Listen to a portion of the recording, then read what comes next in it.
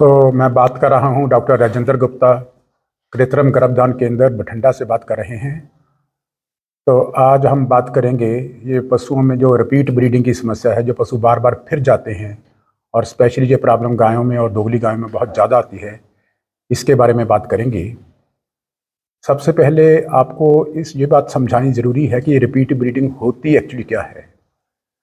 जब एक गाय या भैंस जिसको नॉर्मल उसका हीट साइकिल 21 डेज के बाद आता हो और उसके भीतर आपको देखने में कोई एबनॉर्मेलिटी नज़र ना आए और 21 दिनों में जो उसका वजाइनल डिस्चार्ज है वो बिल्कुल क्लियर और एब्सोल्युटली बिल्कुल सही, ट्रांसपेरेंट और शाइनी हो, उसमें कोई प्रॉब्लम भी ना हो और उस पशु की उम्र भी 10 साल से कम हो, लेकिन फिर भी इन सब चीज़ों के बावजूद अगर हम उसको 21 दिनों के बाद बार बार उसको यही करते रहें या उसकी नेचुरल सर्विस करवाते रहें, एक बार ना रुके, 2 बार ना रुके, 3 बार ना रुके, 4 बार भी ना रुके, तब हम उसको रिपीट ब्रीडिंग का केस कहा जाता है। तो ये सभी आप लोगों को पता होना चाहिए कि इसमें कोई भी पैल्पेबल एबनॉर्मेलिटी आप लोगों को ना तो नज़र आती है, ना ही आप लोगों को पता चलता है, क्योंकि इसमें हीट साइकिल हमेशा पशु के रेगुलर रहते हैं और पशु हमेशा 21 दिनों के बाद हीट में आता ही रहता है।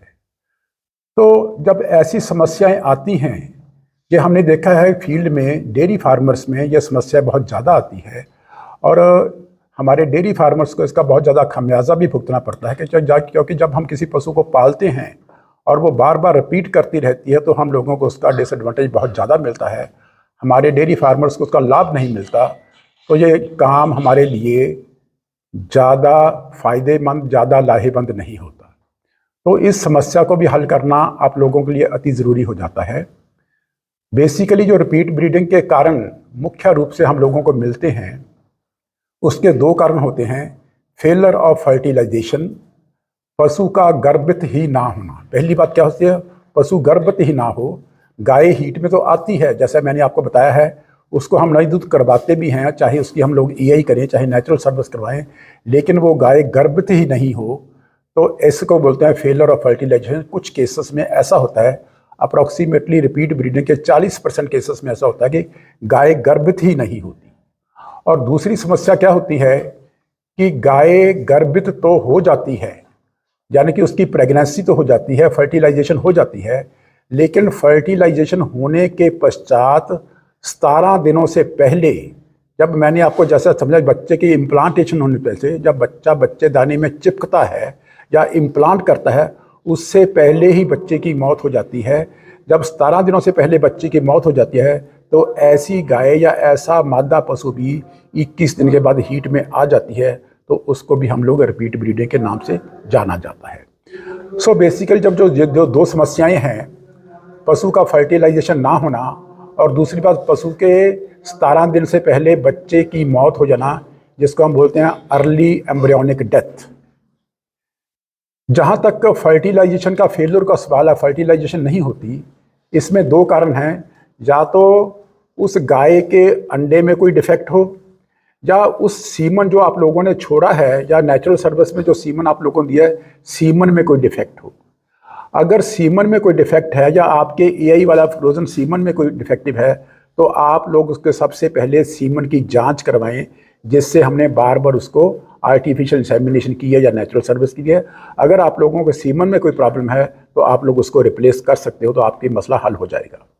लेकिन जहाँ तक अंडे का सवाल है, जो ओवम पैदा होता है, उसमें एक ही पॉसिबिलिटी है, या तो अंडा पैदा ही ना होता हो या अंडा लेट पैदा हो। दोनों केसेस में अगर अंडा पैदा नहीं हुआ, आप लोगों ने उसकी ईआई कर दी या नेचुरल सर्विस करवाई, तो वो कभी पशु गर्भित नहीं होगा। अगर अंडा लेट पैदा हो तो भी ऐसे केस में गर्भित होने की पॉसिबिलिटी बहुत कम हो जाती है, रिमोट की हो जाती है। लेकिन अंडा पैदा करने के लिए, जैसा कि आप लोगों को पहले भी बताया गया था, हम लोग लुटिनाइजिंग हार्मोन का यूज़ करते हैं या आप लोगों को हार्मोनल थेरेपी देने की यूज़ करते हैं। लेकिन फील्ड में अक्सर देखा गया है, जो गायें जिनकी दूध की प्रोडक्शन बहुत ज़्यादा है, लेकिन दूध की प्रोडक्शन के हिसाब से हम लोग उनको मिनरल मिक्सचर नहीं डालते, और जिन पशुओं में मिनरल्स का अभाव हो जाता है, मिनरल्स के अभाव के कारण थोड़ी सी LH हार्मोन की कमी आ जाती है, जिसके कारण अंडा पैदा होना बंद हो जाता है, ओवुलेशन बंद हो जाती है। तो ज़्यादा दूध देने वाली गायों में हमने देखा है कि अगर रेगुलर तौर पे आप लोग उसको मिनरल मिक्सचर सप्लीमेंटेशन दोगे, रेगुलर तौर पे दोगे, तो उसमें अंडा पैदा होने की पॉसिबिलिटी बढ़ जाती है और उसमें रिपीट ब्रीडिंग की समस्या कम हो जाती है। लेकिन अगर मिनरल मिक्सचर के साथ साथ आप लोग उसमें LH हार्मोन भी दोगे तो ये आप लोगों की समस्या काफ़ी हद तक हल हो जाती है। लेकिन दूसरा जो कारण है अर्ली एम्ब्रियोनिक डेथ, बच्चे का 17 दिन से पहले मर जाना। पहले भी आप लोगों को कई बार बताया गया था कि 17 दिन से पहले जब बच्चा 3 दिनों की फर्टिलाइजेशन के पश्चात बच्चेदानी में आता है तो बच्चा बच्चेदानी में घूमता रहता है और घूम फिर के वहाँ से जो दूध पैदा होता है, जिसको हम लोग यूट्राइन मिल्क बोलते हैं, बच्चा घूम फिर के वहाँ से दूध पीता है। लेकिन अगर बच्चेदानी का इन्फेक्शन हो तो कई बार जो दूध पैदा होता है, जिसको यूट्राइन मिल्क कहा जाता है, वो दूध जहरीला होता है और ऐसा जहरीला दूध पीने से भी बच्चे की मौत हो जाती है। लेकिन कई बार बच्चेदानी का एटमॉस्फेयर इतना गंदा होता है, उसमें इतनी ज़्यादा इन्फेक्टिव स्टेज होती है, जहाँ उसमें पिछले लैक्टेशन या पिछली पार्चुरेशन में उसकी जो अंदरली सतह है, जिसको हमने एंडोमेट्रियम बोला था, एंडोमेट्रियम में इन्फेक्शन होने के कारण भी बच्चे की मौत हो जाती है। ऐसी बहुत सी बीमारियां हैं बच्चेदानी की जिसमें अर्ली एम्ब्रियोनिक डेथ हो जाती है। और इसमें खास तौर पे बीमारियां जिसको देखा गया है, ये brucellosis, this is a very common disease, जिसमें बच्चे की मौत हो जाती है। फिर ट्राइकोमोनियसिस है, उसमें बच्चे की मौत हो जाती है। फिर उसके बाद विब्रियोसिस बीमारी है, उसमें बच्चे की अर्ली एम्ब्रियोनिक डेथ हो जाती है। फिर उसके बाद लिस्टीरियोसिस है, फिर उसमें लेप्टोस्पाइरोसिस है। तो ऐसी बीमारियों में भी अर्ली एम्ब्रियोनिक डेथ होने की व्यवस्था बन जाती है। लेकिन अगर आप इनमें से बच्चेदानी में कोई भी इन्फेक्शन का कारण है तो उसमें हम लोगों को डॉक्टर को कंसल्ट करके, सही क्वालिफाइड और कॉम्पिटेंट डॉक्टर को कंसल्ट करके उसका 3 या 4 दिन के लिए बच्चेदानी के भीतर दवाइयाँ भरनी चाहिए ताकि उसकी बच्चेदानी की इन्फेक्शन बिल्कुल ख़त्म हो जाए। लेकिन एक बात मैं साथ में ज़रूर ऐड करना चाहूँगा कि पुराने एंडोमेट्राइटिस केसेस में पस के कारण जो उसकी अंदरली सतह है, एंडोमेट्रियम है, ये बिल्कुल गल जाती है, उसकी रीजनरेशन एक्टिविटी नहीं होती। तो उसकी जब रीजनरेशन एक्टिविटी नहीं होती, उसमें सबसे अच्छा रिजल्ट आप लोगों को एंटीबायोटिक के साथ साथ ये बिटाडिन का या पोविडिन का मिलेगा, जो उसकी अंदरली सतह को रीजनरेट करके हील करता है। तो उसमें आप लोगों को काफ़ी अच्छे रिजल्ट मिल जाते हैं। तो ऐसे आप लोग अपनी रिपीट ब्रीडिंग की समस्या पे काबू कर सकते हैं। Thank you very much. इसके बाद अगर आप लोगों का कोई भी क्वेश्चन ऐसे रिपीट ब्रीडिंग की समस्या के बारे में तो आप लोग पूछ सकते हो। सर मेरा क्वेश्चन ये है कि सर जो मालक कहता है कि मेरी गाय जो है बार बार रिपीट आती है और इसको बच्चेदानी में चर्बी है, क्या ये सच बात है सर कि इसके बच्चेदानी की चर्बी हो सकती है? सर नहीं, देखो ऐसे बच्चेदानी में वो चर्बी वाली बात कभी नहीं होती। बच्चेदानी में हमेशा इन्फेक्शन ही होती है। लेकिन अगर किसी पशु को आप लोगों ने बहुत ज़्यादा फैटी डाइट दी हो, उसमें कई बार अंडे दानियों के ऊपर चर्बी जम जाती है या अंडे दानियों के ऊपर चर्बी नहीं, सिस्ट बन जाते हैं। ये उन फार्मर्स के कहने का तरीका है, वो उसको बात को समझ नहीं पाते। जब अगर अंडे दाने के ऊपर चर्बी हो या उसके भीतर कोई सिस्ट बना हो तो उसमें अंडा पैदा नहीं होता। अगर अंडा पैदा नहीं होगा, जब अंडा फलोपियन ट्यूब्स में आएगा ही नहीं, लेकिन वो गाय तो हीट में आती है, उसमें आप लोग EI भी करोगे, चाहे आप नेचुरल सर्विस कराओ, लेकिन जब अंडा ही अंदर नहीं होगा तो उसके कंसेप्शन के होने की कोई पॉसिबिलिटी नहीं होती। तो उसमें पशु बार बार रिपीट हमेशा करेगा। लेकिन चर्बी वाली कोई ऐसी बात नहीं होती। उसमें अंडे दाने के ऊपर कोई ना कोई सिस्ट, जैसे फॉलिकुलर सिस्ट होते हैं, लूटियल सिस्ट होते हैं, या उसकी अंडे दाने की जो एपिथेलियम है वो कई बार डैमेज हो जाती है विटामिन A की डेफिशिएंसी के कारण। उसमें कई बार ऐसी समस्याएं आती हैं। प्रोड्यूस्ड बाय द ओवरी, जो अंडे दानी पैदा करती है हीट के समय, ईस्ट्रोजन हार्मोन के कारण गाय हीट में आती है। लेकिन अगर हमने पशु के खाने में या किसी और तरीके से उसको ईस्ट्रोजन हार्मोन बाहर से दे दिया हो तो उसमें वो पशु की आर्टिफिशियल हीट आती है, ट्रू हीट नहीं आती, जिसको हम लोग फॉल्स हीट बोलते हैं। ये केवल और केवल मेरा क्वेश्चन है कि पाचुषण के बाद कितनी देर बाद हीट में आना सही कंसीव कर सकते हैं हम? कभी कभार ऐसा होता है कि 20 देर पाचुषण के बाद 20 डेज में ही हीट में आ जाता है पशु। ठीक है। सो बेटे इसमें ऐसे है, देखो नॉर्मली हम लोग क्या मानते हैं, पार्चुरेशन के वक्त जो बच्चेदानी का साइज़ होता है उतना होता है जिसके साइज़ का बच्चा हो, जिस आकार का बच्चा हो, जिस साइज़ का बच्चा हो, बच्चेदानी का आकार भी उतना ही होता है। और जब पार्चुरेशन हो जाती है, पार्चुरेशन के पश्चात बच्चा भी बाहर आता है, उसके बाद जेर भी बाहर आती है। जब जेर बाहर आ जाती है उसके बाद नॉर्मली बच्चेदानी का साइज सिकुड़ने लगता है, कम होने लगता है। और ये अक्सर देखा गया कि कम से कम 25 से 28 दिनों के भीतर बच्चेदानी अपने नॉर्मल साइज में आती है।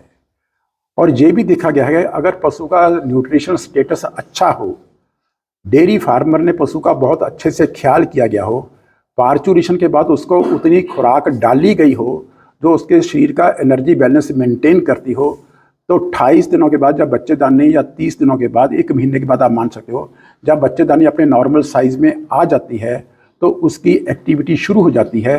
तो उसमें कई पशु 25 या 30 दिन के बाद भी हीट में आते हैं, लेकिन अगर उनका न्यूट्रिशन स्टेटस बहुत अच्छा हो।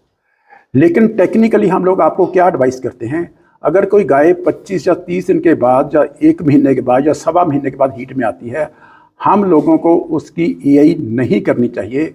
हमें कम से कम 1 महीना और उस बच्चेदानी को रेस्ट देना चाहिए, ताकि वो बच्चेदानी जब रेस्ट करके अपने सही एक्शन में आ जाएगी, सही अपनी होंद में आ जाएगी, और पशु का न्यूट्रिशन जो स्टेटस है वो बिल्कुल सही से मेंटेन हो जाएगा। तो साइंटिफिकली क्या एडवाइस्ड है कि जो गाय की हीट है 1.5 महीने के बाद अगर आती है तो आप लोगों को उसकी ईआई कर देनी चाहिए। और जो सर्विस पीरियड सही है, सर्विस पीरियड क्या है, पार्चुरेशन के बाद कितने दिनों के बाद गाय की कंसेप्शन चाहिए, प्रेगनेंसी होनी चाहिए, ये हम 60 टू 75 डेज, इसको हम साइंटिफिकली स्टैंडर्ड मानते हैं। 60 से 75 दिनों का जो सर्विस पीरियड है, this is considered to be the optimum and best.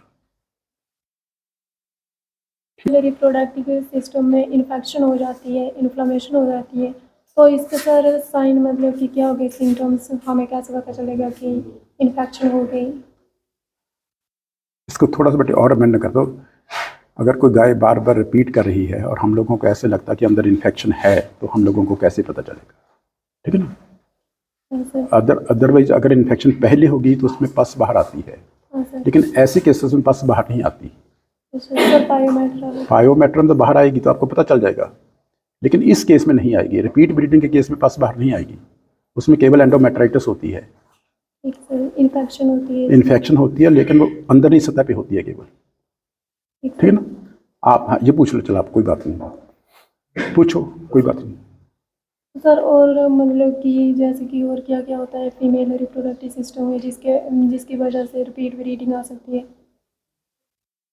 चलो देखो बेटे, जहाँ तक रिपीट ब्रीडिंग का सवाल है, इसके कारण तो बहुत वाइड कारण है, बहुत ज़्यादा कारण है, लेकिन ब्रॉडली मैंने आपको बताया था, या तो फर्टिलाइजेशन ना हो, या फर्टिलाइजेशन हो जाती है लेकिन बच्चा मर जाता है।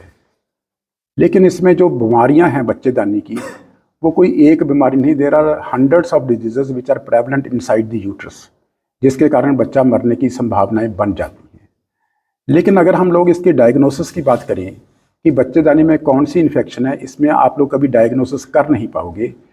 लेकिन जो भी इन्फेक्शन है, हम लोगों को एक ब्रॉडली इसका ट्रीटमेंट करना पड़ता है, जिसमें एंटीबायोटिक्स प्लस ऑर्निडाजोल या टेनिडाजोल या मेट्रोनिडाजोल, ऐसी कम्बिनेशन ऑफ ड्रग्स देते हैं जो एरोबिक और नॉन एरोबिक दोनों बैक्टीरिया को मारती हों। तो इसमें जो नॉर्मली हम लोग मेडिसिन यूज़ करते हैं, एंटीबायोटिक्स प्लस टेनिडाजोल्स की कम्बिनेशन यूज़ करते हैं, जिसमें दोनों तरह के बैक्टीरिया कवर हो जाते हैं।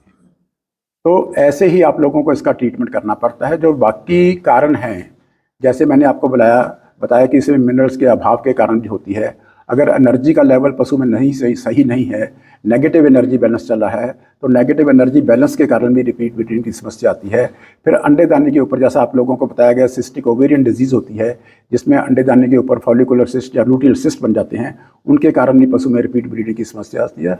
सो there are so many other reasons, लेकिन जो प्राइमरली रीजन्स हैं उसको हम केवल और केवल 2 कैटेगराइजेशन करते हैं। स्पर्म सही हो, ओवम का नॉर्मल टाइम में पैदा होना, और बच्चेदानी में इन्फेक्शन का ना होना, और पशु के अंदर किसी भी तरह की डेफिशिएंसी डिजीज़ ना होना, यानी मिनरल्स का अभाव नहीं होना। सर, जैसे हम सोल्यूशन बनाते हैं इसकी इन्फेक्शन को ख़त्म करने के लिए, बीटाडीन और मेट्रोडीन, उसका सोल्यूशन कितना कितना होता है और कितने दिन उसका ट्रीटमेंट करेंगे कि इन्फेक्शन ख़त्म हो जाएगी? देखो बेटा, ये ऐसे है, ये आप लोगों को देखो, इसमें तो डॉक्टर्स के ऊपर डिपेंड करता है, डॉक्टर्स कैसा महसूस करता है कि इस बच्चेदानी में इन्फेक्शन कितनी है, एक्यूट इन्फेक्शन है कि क्रोनिक इन्फेक्शन है, कब से ये इन्फेक्शन चल रही है और प्रेजेंटली बच्चेदानी का स्टेटस क्या है। नॉर्मली इसमें दो कंडीशंस होती हैं। कई बार तो बच्चेदानी के भीतर पस होती है, वो पस बाहर आनी शुरू रहती है, जिसको हम लोग पायोमेट्रा बोल देते हैं, जिसमें पस लगातार बाहर आती रहती है। लेकिन दूसरी बात बताऊं, ये जो बच्चेदानी का शेप क्या होता है, इसका आकार क्या होता है, कैसे बच्चेदानी पशु के शरीर के भीतर कैसे पड़ी होती है। अगर इसमें पस जो है ये बिल्कुल लीको टाइप हो, तरल अवस्था में ज़्यादा हो, तो ये आसानी से बाहर आती है। दूसरी बात, अगर पशु की जो सलांट है, इसकी जो जेनिटल ट्रैक्ट है, उसकी सलांट नीचे की तरफ हो, तो उसमें पस आसानी से बाहर आ जाती है। जैसे आपको बात बताऊँ, आप लोगों के पास एक बैलून है, बैलून में आप लोगों ने पानी भर दिया, पानी भर के उसको बिल्कुल उल्टा कर दिया, तो उसमें सारा पानी निकल जाएगा, लेकिन फिर भी देखोगे उसके अंदर थोड़ा थोड़ा पानी लगा रहेगा, चिपका रहेगा। वो तो एक बैलून है जिसके भीतर हम लोगों ने पानी भरा है, पानी बिल्कुल तरल है, लेकिन पस की कंसिस्टेंसी पानी से हमेशा ही ज़्यादा होती है। और बच्चेदानी को हम लोग उल्टा नहीं कर पाते, बच्चेदानी की नॉर्मल प्रेजेंटेशन है, तो उसमें सारी पस निकल तो जाती है, लेकिन फिर भी उसकी अंदरली सतह, और अंदरली सतह को क्या बोला जाता है, एंडोमेट्रियम, अंदरली सतह पे कई बार थोड़ा बहुत रेशा चिपका रह जाता है, जिसको हम बोलते हैं एंडोमेट्राइटिस। बच्चेदानी की अंदरली सतह का सूज जाना, एंडोमेट्राइटिस। जब भी रिपीट ब्लीडिंग का केस होगा, इन्फेक्शन के कारण बच्चेदानी में एंडोमेट्राइटिस हमेशा बनी रहती है। तो एंडोमेट्राइटिस का आप लोगों को जब भी ट्रीटमेंट करना है, we always use combination of antibiotics plus metronidazole की कम्बिनेशन यूज करते हैं। लेकिन एक बार कम से कम आप लोगों को बीटाडीन और मेट्रोनिडाजोल की कम्बिनेशन 1 या 2 दिन यूज कर लेनी चाहिए। ये डिपेंड कर रहा था आप लोगों की स्टडी कैसी है। अगर आप लोगों को बच्चेदानी बहुत खराब है, तो उसमें कई बार ये मेडिसिन भरने से भी हम लोगों को रिस्पॉन्स नहीं मिलता। लेकिन अगर बच्चेदानी का अंदरली सतह कम खराब है, तो 2 या 3 बार रेगुलर भरने से या 1 दिन छोड़ के भरने से उसकी जो अंदरली सतह बिल्कुल रिपेयर हो जाती है। उसमें आप लोगों को काफ़ी अच्छे रिजल्ट मिल जाते हैं। मैं ये नहीं कहूँगा कि आप लोगों को 100% रिजल्ट मिलेंगे, लेकिन बीटाडीन की कम्बिनेशन ऐसे केसेस में ये सबसे ज़्यादा अच्छा काम करती है, और आप लोगों को फील्ड में इसके बहुत अच्छे रिजल्ट मिलेंगे। ठीक है बेटे। सर, इस रिपीट ब्रीडिंग में स्पर्म्स मतलब क्या क्या डिफेक्ट आएंगे कि मतलब रिपीट ब्रीडिंग हो रही है? ये बेटे ऐसे है, मैंने आपको बताया था, देखो जो फर्टिलाइजेशन है, it is due to with the sperms and ovum के मिलाप को हम लोग फर्टिलाइजेशन बोलते हैं। ये तभी होगा जब स्पर्म्स की एक्टिविटी बिल्कुल नॉर्मल होगी। लेकिन डिफेक्टिव स्पर्म्स हम किसको बोलते हैं? ये डिफेक्टिव स्पर्म्स हैं जब हम सीमन का एग्जामिनेशन करते हैं अंडर दी माइक्रोस्कोप। ये नंगी आंख से नहीं होगा, नंगी आंख से आप लोग सीमन को या स्पर्म्स को नहीं देख पाओगे। It can be seen only under the microscope. इसमें हम लोग 2 चीज़ें देखते हैं, एक तो स्पर्म्स की मोटिलिटी, स्पर्म्स की मोटिलिटी कितनी है, नंबर दूसरी हम देखते हैं स्पर्म्स की कंसंट्रेशन या percentage of live sperms. Sperms की जो मोटिलिटी, जब हम इसका 1 ड्रॉप लेके इसको माइक्रोस्कोप के अंदर डालेंगे, तो आपको वहाँ पे स्पर्म्स भागते नजर आते हैं। जैसे आपकी वेव्स उठती हैं, ऐसे आप लोगों को भागते स्पर्म्स नजर आएंगे। लेकिन जब हम उसकी स्टेनिंग करके इन स्पर्म्स को स्टडी करते हैं, तो उसमें जो जीवित स्पर्म्स होते हैं उनकी स्टेनिंग नहीं होती, लेकिन जो डेड स्पर्म्स हैं उनकी स्टेनिंग हो जाती है।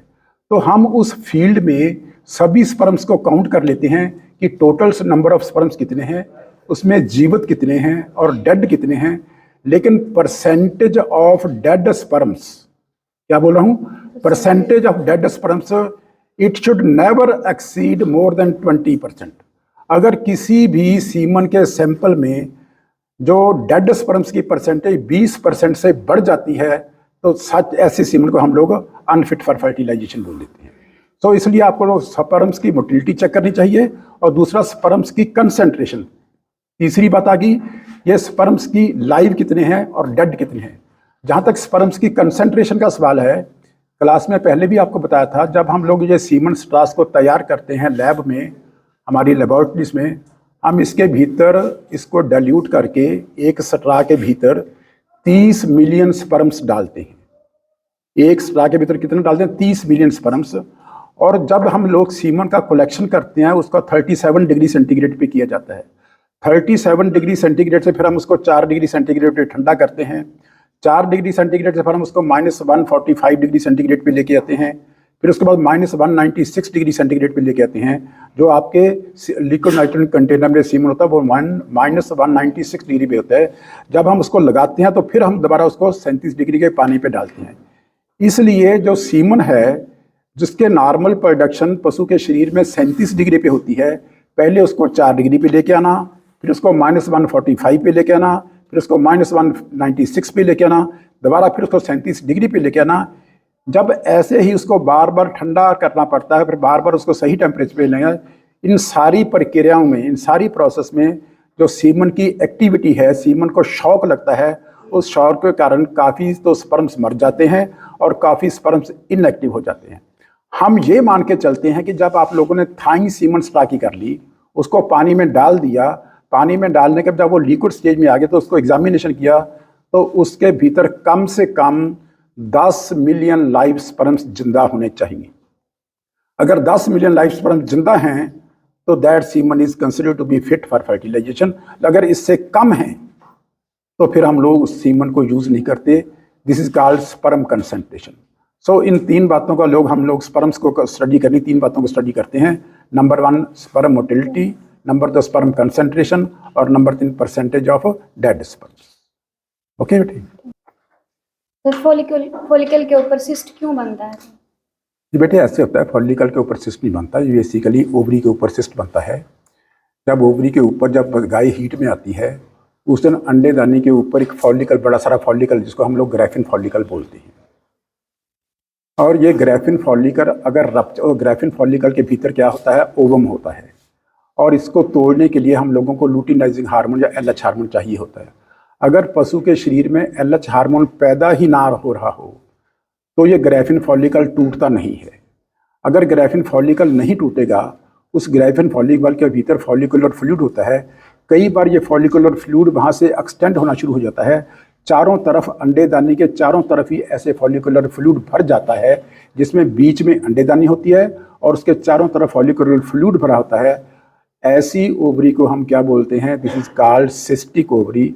और ऐसे सिस्ट को, क्योंकि ये फॉलिकल से डेवलप होता है, इसलिए ऐसे सिस्ट को हम क्या बोलते हैं, फॉलिकुलर सिस्ट। फॉलिकुलर सिस्ट के केस में जब आप लोग अंडेदानी को देखोगे, अंडेदानी का साइज जैसे नींबू होता है, नींबू के साइज की अंडेदानी होती है, बीच में अंडेदानी होती है, उसके बाहर चारों तरफ से अगर थोड़ा सा दबाओगे तो थोड़ा सा उसमें फ्लूइड आप लोगों को महसूस होगा। लेकिन ऐसी अंडेदानी के भीतर कई बार क्या था, अंडा अगर गाय हीट में 21 दिनों के बाद आती है, उसमें अंडा तो पैदा होगा, उस अंडेदानी के होगा, लेकिन बाहर कैसे आएगा, क्योंकि उसके चारों तरफ बाहर तो फ्लूइड से भरा हुआ है, वो अंडा कभी बाहर आता ही नहीं। तो ऐसे केस में हमेशा ये रिपीट ब्रीडिंग का कारण बनती है।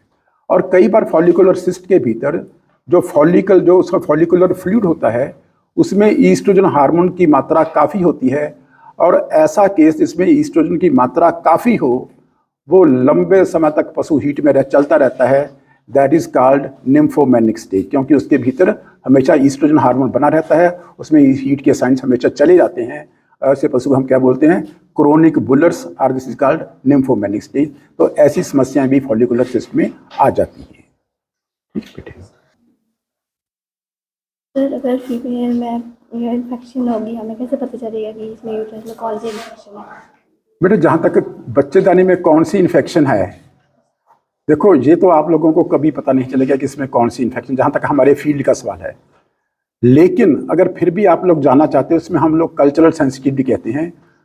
बच्चेदानी का सैंपल लेके, उस पस का सैंपल लेके हम इसको लैब में इसकी ग्रोथ करवाते हैं, वो बैक्टीरिया ग्रो कर जाते हैं, वो लैब की रिपोर्ट 72 आवर्स के बाद आती है। उसमें आपको पता लगेगा कि इसमें जो कौन से जरासीम हैं और उसमें कौन सा एंटीबायोटिक इफेक्टिव है। वो उसको बोलते हैं कल्चरल सेंसिटिविटी टेस्ट। आपको खुद को तो पता नहीं चलेगा, लेकिन अगर आप लोगों ने वहाँ से सैंपल लेके उसको लैब में दे दिया, ठीक है ना, तब आपको वहाँ से कल्चरल सेंसिटिविटी रिपोर्ट का पता चलेगा बेटी। तो सभी किसान भाइयों, आप लोगों को रिपीट ब्रीडिंग के बारे में काफ़ी कुछ बताया, जितना हम लोगों को सोचे थे कि आप लोगों को बताना चाहिए। बच्चों ने काफ़ी क्वेश्चन भी पूछे हैं, पर फिर भी अगर आप लोगों को रिपीट ब्रीडिंग के बारे में कोई और समस्या है तो आप कमेंट्स में अपने क्वेश्चन पूछ सकते हो, हम आपको उसी वक्त आंसर देंगे।